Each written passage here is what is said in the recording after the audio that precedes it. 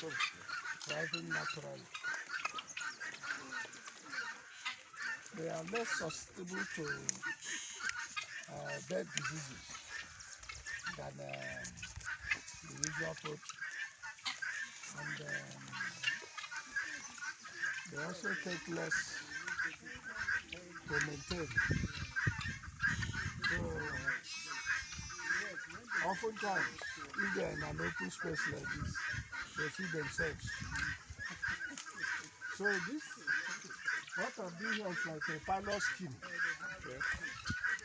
If it thrives, as he's trying to do now, I expect that farmers who are interested to acquire this as a way of growing food.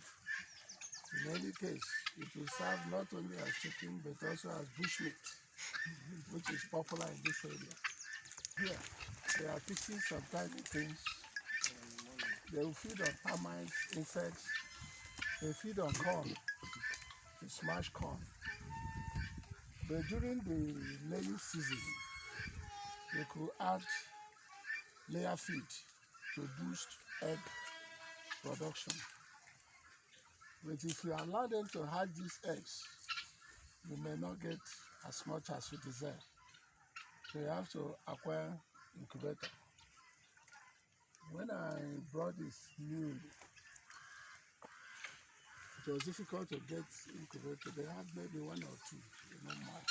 But you go to areas where families in tents, like jobs,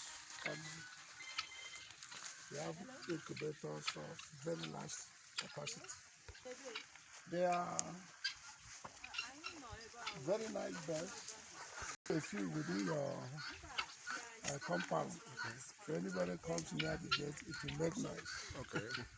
If you try to catch one now, my friend said he will collect one, so just catch and take. They can fly, but they don't fly away when you keep them in a group. Okay.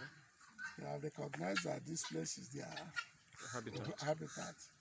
So they go around. If anyone strays out, it must struggle to come back. Okay. Because I was about asking how do you manage to keep them? Because I know they do fly. They come into contact with their group. They remain there. That's true. But have you experienced that?